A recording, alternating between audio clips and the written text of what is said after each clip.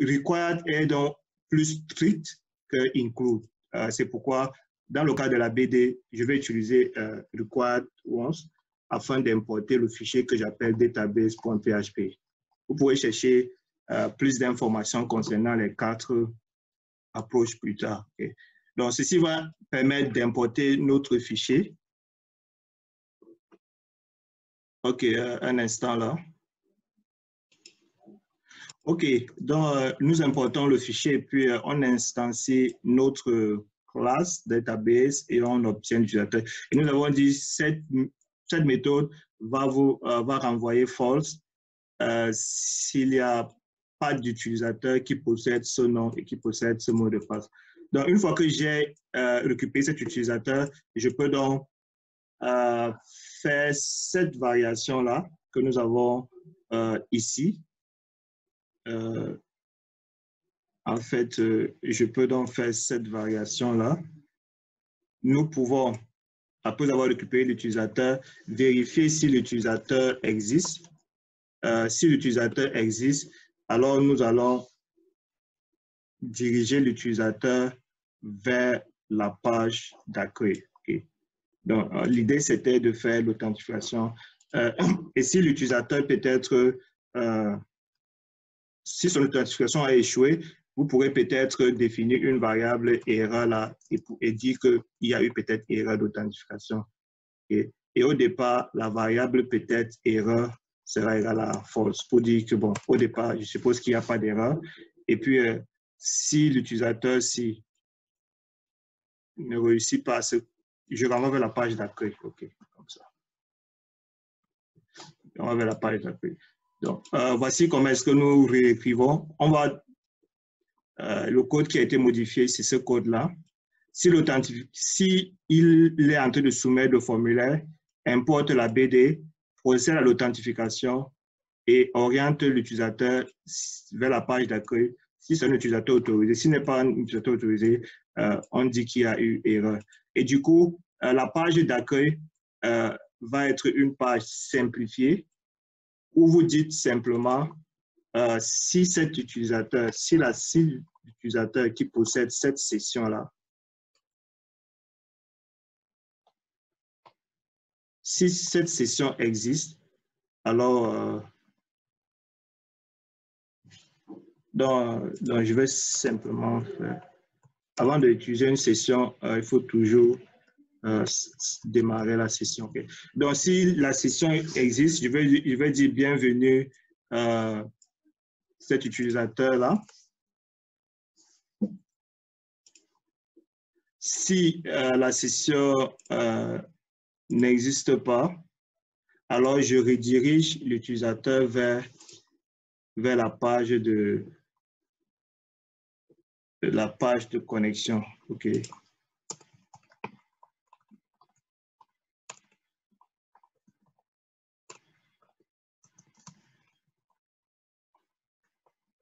Donc, j'espère que donc, si l'utilisateur n'existe pas, ça veut dire qu'il est en train de vouloir forcer à se connecter et pourtant, il n'est pas authentifié. Donc, je le redirige vers la page de connexion. Donc, voici comment est-ce qu'on a simplifié notre page d'authentification.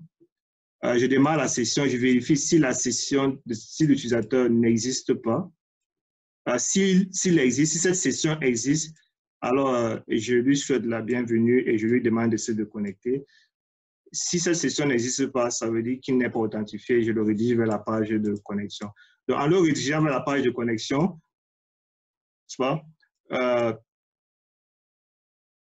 il ne pourra pas entrer ici parce que ces deux variables n'est pas en fait cette. Ça sera la première fois qu'on appelle la page de connexion.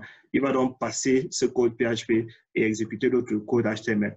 Donc, quelque chose que je n'ai pas dit, vous pouvez inclure du code PHP à l'intérieur du HTML. Okay? Donc, il est possible que lorsque vous écrivez du HTML, vous incluez peut-être votre code PHP. Donc, par exemple, regardez ici, on va dire au départ, il n'y a pas d'erreur. Et ensuite, s'il y a eu erreur, mettez ceci à true.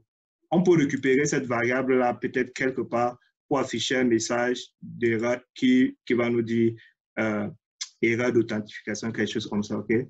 Donc, si vous réessayez dans ce code-là, OK. Normalement, il doit pouvoir cette fois-ci fonctionner. Je suppose que vous êtes en mesure de voir mon écran. Donc, OK, vous avez une erreur au niveau de la ligne 13. OK, nous allons regarder ça. Ligne 13, ligne 13, ligne 13, ici. OK, nous avons une parenthèse de plus. OK, je vais enlever ceci et je rafraîchis. Donc, voici notre page. Si les informations qui sont fournies sont correctes, hier, nous avons dit dans la BD, nous avons un utilisateur qui a le login admin et le mot de passe admin. La BD s'appelle site web et la table s'appelle user. Donc, nous avons un login admin et puis un mot de passe admin. Donc, c'est pourquoi je veux mettre ici admin, admin. Une fois que c'est mis, si vous validez... Oh, attends un instant. OK, qu'est-ce qui se passe? Qu'est-ce qui se passe là? Je vais essayer de déboguer ça pour voir ce qui ne va pas. J'ai mis admin, j'ai mis admin. OK, OK, le problème c'est sûrement ici. Okay. Donc, quand l'utilisateur valide, je rappelle connexion afin d'exécuter ce code ici. Ah. Exactement ça. Donc, admin et puis admin, on valide. OK, vous voyez que ça part dans la page d'accueil. Et si vous vous déconnectez, effectivement, il revient sur la page de connexion. Et le retour, normalement, le retour ne devrait pas marcher, OK? C'est ce qu'on veut éviter. Un instant là, le retour ne devrait pas marcher. Oh, OK, c'est à cause de ceci. Nous avons sauvegardé la session dans login et pourtant, on vérifie user. Donc, il faut effectivement changer ceci. Okay, je crois que je vais mettre user, c'est mieux. Okay. Je vais mettre user. OK, comme ça, je vais plutôt vérifier et je vais vérifier user. D'accord. Donc, c'est ce qu'il faut faire là. Puisque nous avons sauvegardé la session dans user. Oh, OK. D'accord. Il semble que vous ne voyez plus le code. Je vais devoir... Là, c'est bon. Donc, l'erreur, c'était que nous avons sauvegardé notre session dans une variable qui était différente de la variable qu'on utilisait ici. Donc, je sauvegardais dans login et je vérifiais user. C'est pourquoi on pouvait aller en arrière, ainsi de suite. Donc, si on revient là, je me connecte, par exemple, en utilisant ceci, je valide. Il ouvre la page d'accueil et je peux donc avoir plusieurs boutons ici. Je peux avoir mes tableaux, je peux avoir mes menus, ainsi de suite. Lorsque je me déconnecte, il revient sur la page de connexion. Mais normalement, si vous essayez de faire aller-retour là, ça ne peut plus marcher. Okay? Il faut forcément s'identifier. Donc, c'est ce problème-là qu'on souhaitait résoudre. Parce que si vous n'utilisez pas les sessions, effectivement, l'utilisateur pourra repartir en arrière et se retrouver dans la page de connexion.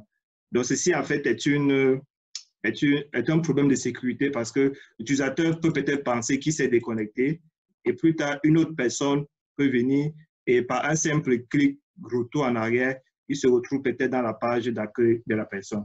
Donc, vous voyez que si vous êtes peut-être sur une page Facebook, si vous êtes déconnecté, c'est inadmissible qu'une personne vienne après vous et peut-être avec un clic en arrière, il se retrouve dans votre page pour une page d'accueil. Donc, on gère ceci en utilisant la notion de session. Lors de la connexion, je sauvegarde ma session et avant d'afficher ma page d'accueil, je me rassure que cette session-là existe.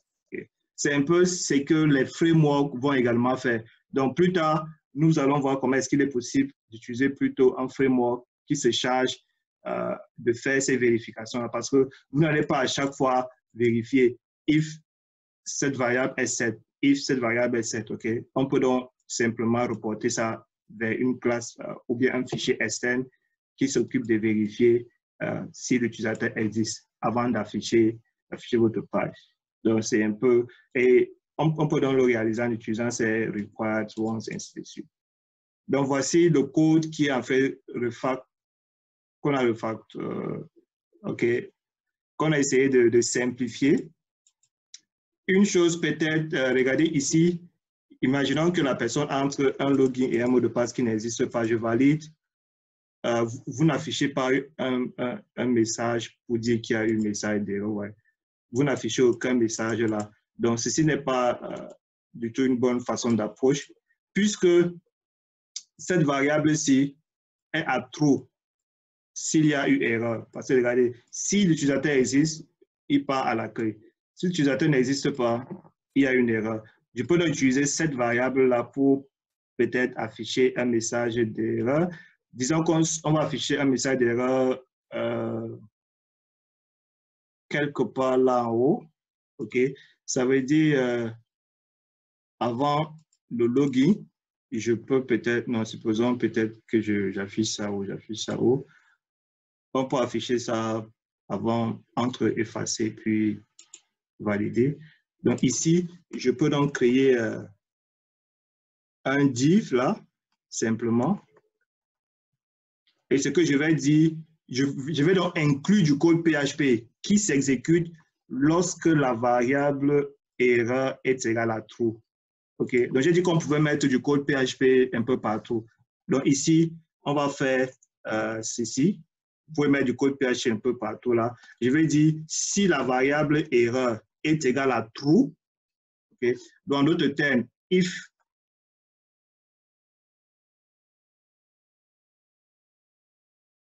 donc, vous pouvez en fait dire si la variable est égale à true ou vous faites simplement if variable. OK?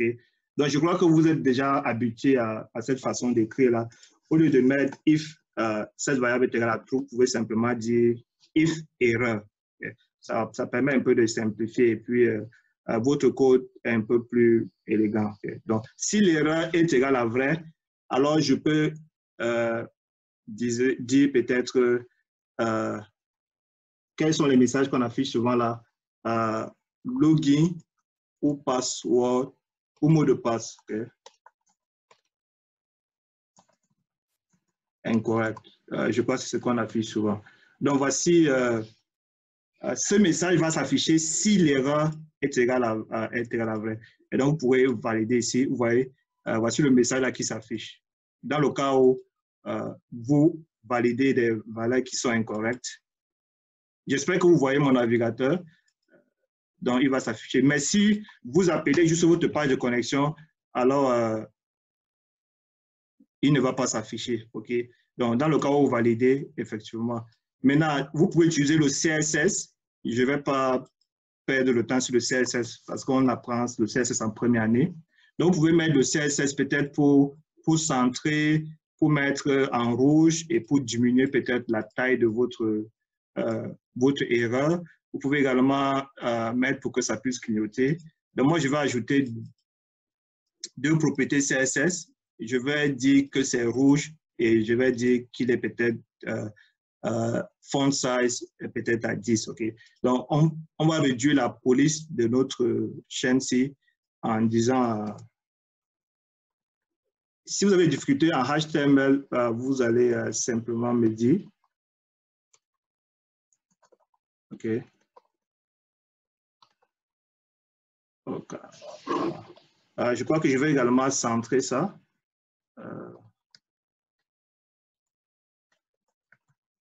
OK. Donc, voici juste que là, si vous validez, effectivement, voilà comment est-ce que ça se comporte. Donc, le mot de passe ici est incorrect. Chaque fois que je valide, et il me dit login ou mot de passe incorrect. Donc, voici le processus d'authentification uniquement avec deux pages.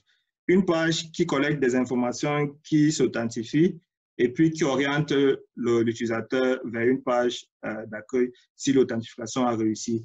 Et si l'authentification a échoué, vous pouvez lui dire que le login ou le mot de passe est incorrect. Tout ce qui porte sur le CSS, sur le HTML,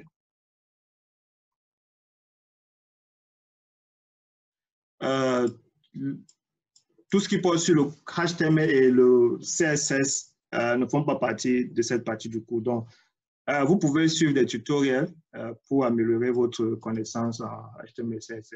Et j'ai dit que vous pouvez simplement utiliser Required pour vérifier si la personne essaie de valider des champs qui sont vides. Par contre, si l'utilisateur entre admin et que admin et admin sont corrects, il part vers la page d'accueil. Donc, vous pouvez ajouter plusieurs autres utilisateurs là. Je suppose que vous connaissez gérer les bases de données. Je peux peut-être utiliser Dupont comme login et puis Pierre comme mot de passe. Okay? Donc, si vous dites que ça, c'est le login et le mot de passe, arrivez ici et vous utilisez Dupont comme login et puis Pierre comme mot de passe. Si vous validez, effectivement, il va dire bienvenue Dupont. En fonction de l'utilisateur qui se connecte, vous pouvez adapter votre page d'accueil. Vous pouvez également décider de gérer donc, les administrateurs à partir de ce principe-là. Donc, je connais dans ma BD qui est administrateur, qui n'est pas administrateur, ainsi de suite, en ajoutant peut-être un champ qui permet de dire que cet utilisateur est administrateur, cet utilisateur n'est pas admin. Okay?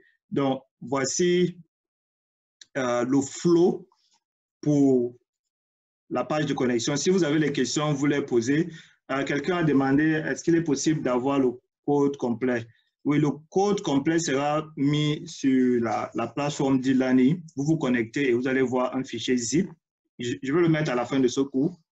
Vous aurez un fichier zip qui sera libellé TP1. Et dans ce fichier zip, vous aurez un fichier SQL qui contient la BD. Je suppose que vous savez comment importer un fichier SQL dans la BD. Vous pouvez importer votre BD. Et il y aura également le code HTML et le code PHP en question. Donc, de façon générale, ceci s'occupe de la BD de l'authentification. Et ceci, c'est une page d'accueil qui peut être fournie plus tard par du code HTML, avec les images, ainsi de suite. Donc, je vais donc donner 5 minutes là avant de passer au concept du TP2. Le souci, c'est que je n'ai pas préparé de TP où il y aura des captures d'écran dans Word. Tout ce que je peux faire, c'est enregistrer la vidéo et plus tard mettre ça sur YouTube. Donc, je n'ai pas de TP où un fichier Word qui contient donc les différentes étapes. Donc, il est très important que vous soyez là, présent pour suivre le cours ou sinon demandez à vos camarades de vous expliquer. Les codes seront disponibles en ligne.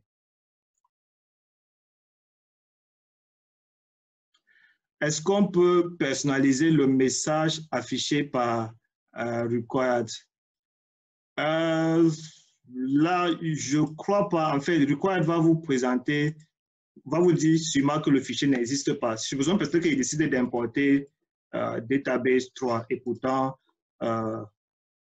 j'ai peut-être pas Database 3. Voici en fait le message d'erreur qui va s'afficher. Je suppose que vous voyez mon écran. Alors, quand on a demandé s'il est possible de personnaliser, je crois que le message est suffisamment explicite puisqu'il dit ici fail to open. Ça veut dire qu'il n'a pas pu ouvrir ce fichier que vous avez précisé à la ligne 11. Donc, le message est assez explicite. Maintenant, si vous voulez, vous pouvez mettre un try catch pour essayer d'intercepter peut-être l'erreur et puis afficher un message vous-même. Mais le plus souvent, le message affiché par défaut est assez explicite pour prendre du temps à écrire. Donc, voici un message qui dit qu'à la ligne 11, il n'a pas pu ouvrir ce fichier. Donc, fail opening required database 3. Du coup, vous savez qu'au niveau de la ligne 11, vous avez importé un fichier qu'il n'a pas pu ouvrir. OK.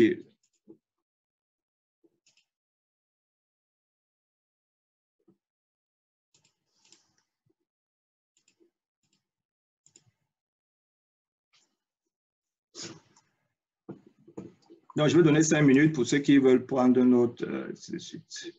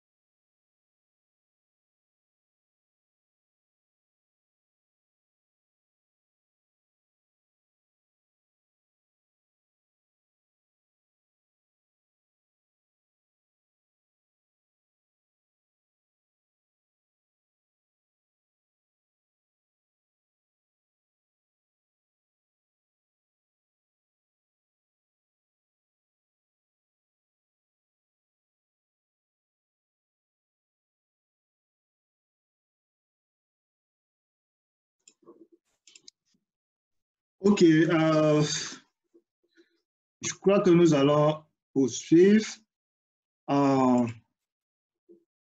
essayant d'afficher cette fois-ci, disons, une page de juste une requête. Supposons que sur la page d'accueil, par exemple, votre site est chargé de gérer un petit commerce, disons peut-être des produits. Du coup, vous pouvez rapidement avoir une interface graphique là, comme une page d'accueil où vous allez préciser des menus et les menus seront, disons, peut-être ajouter un produit, liste des produits, par exemple, et puis ajouter un produit. Donc, voici les deux fonctionnalités que je vais faire dans le cadre du TP de PHP et nous aurons terminé. Donc, je vais ajouter deux pages. Une page qui va permettre de lister les produits. Ça va interroger la BD afin de savoir quels sont les produits qui existent dans la BD. Ensuite, la page aura les boutons de suppression. Et vous allez faire pour la modification. Ce sera l'objectif. Vous ferez pour la modification. Et puis, je crois que c'est tout. Donc, on va ajouter un lien qui ouvre la page liste des produits et un autre lien qui va permettre de lister, qui va permettre d'ajouter les produits dans la BD. Je vais faire ça rapidement puisque c'est du code HTML. Donc, il sera rapidement fait. Au niveau de PHP ici, puisque ça c'est le code PHP, je vais rapidement le modifier en faisant ceci. Nous allons dire si ceci n'est pas défini, si l'utilisateur n'est pas authentifié, alors redirige vers la page de connexion simplement et mon PHP se termine à ce niveau. Et tout ce qui reste là, ce sera du HTML. Okay. Donc, le code HTML, il est assez facile à écrire. Disons que là, je vais faire title, head, et puis vous avez votre body qui est là. Et dans le body, nous allons juste créer H1, n'est-ce pas, où nous allons dire bienvenue peut-être sur ma plateforme, simplement. Et puis, je vais donc créer, disons, les boutons qui vont permettre d'ouvrir les pages. Le premier sera peut-être ajouter.php qui permet d'ajouter ajouter un produit. Okay. Et puis, je vais créer un autre lien, celui-là qui permet peut-être de lister.php, lister les produits. Okay. Donc, voici la page d'accueil telle que, donc, il y aura ajouter un produit, lister un produit. Nous allons ajouter le div de déconnexion, href, et on va dire il va ouvrir connexion.php et je vais appeler déconnexion à ce niveau-là. OK, donc ça, c'est juste pour la déconnexion. Donc, si vous avez un souci sur la syntaxe, vous pouvez le poser. Donc, ce qu'il faut faire, ici, va permettre de lister peut-être les produits. Pour le moment, il n'y a pas de page listée. Et puis, ceci va permettre d'ajouter un produit. Je vais rapidement sauvegarder ceci pour que nous puissions considérer ça comme étant le TP1. OK. Donc là, vous avez le TP2 où nous allons étendre le TP1. Okay.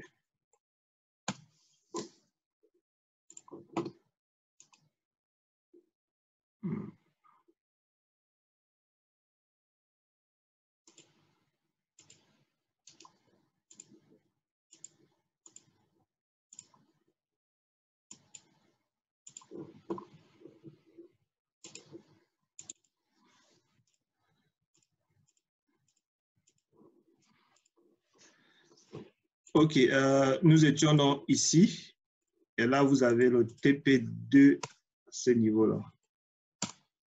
OK, donc, le clic sur lister produit doit ouvrir une page qu'on va appeler la page listée, simplement. Et j'ai dit que les fichiers en PHP se terminent par l'extension .php. Donc, qu'est-ce que lister va faire? Lister va se connecter à la BD et puis récupérer, disons, la liste des produits. Donc, qu'est-ce qui qu'est-ce que nous allons mettre dans les produits? Disons peut-être qu'un produit aura un identifiant, un produit aura un libellé, le produit aura une description, ensuite le produit aura un prix. Simplement, OK, donc voici les 3 éléments que nous allons mettre dans un produit. On peut donc rapidement créer ça dans la base de données. Je suppose que vous avez des notions en base de données et que vous savez manipuler PHP-MyAdmin. Donc, je vais ajouter une table que je vais appeler produit. Ici, nous aurons l'ID du produit que je vais appeler ID, suivi du libellé du produit, et puis suivi de la description du produit, ainsi que le prix. C'est vrai qu'il y a une meilleure façon de faire cela. Donc, le libellé est une chaîne de caractères de taille 100. La description est une chaîne de caractères. Un instant là. Dont la taille, c'est 250. Non? Et puis, le prix, nous allons dire que c'est un peut-être décimal qui aura, disons, peut-être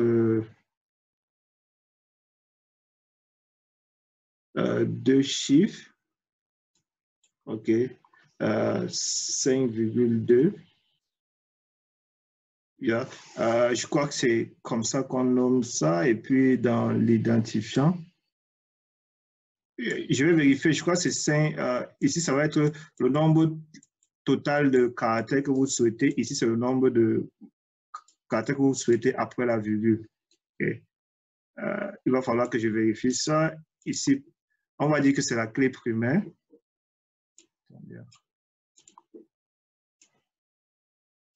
Et puis, auto-increment. Je vais utiliser InnoDB pour les questions de configuration de prix. OK, donc c'est exact, vous avez 5,2 pour dire, j'aurai 2 chiffres avant la virgule, 2 chiffres après, il y aurait 2 chiffres après la virgule. OK, là vous avez les informations concernant les produits, c'est ce que nous allons sauvegarder cela. Donc dans notre code, qu'est-ce qu'il faut faire? Il faut se connecter à la BD en faisant, en important d'abord notre fichier qu'on appelle database. OK, simplement. Et puis, nous allons faire de la DB égale à new database. Cela permet d'avoir une instance de la base de données. Ensuite, je peux donc exécuter une méthode de la BD que je vais appeler get peut-être produit ou bien get product. Ouais, ici, il va permettre de récupérer tous les produits. Donc, il faut aller dans la classe database, exécuter une requête qui renvoie la liste des produits. Donc, ici, nous allons ajouter une autre fonction là, que je vais dire public function. Et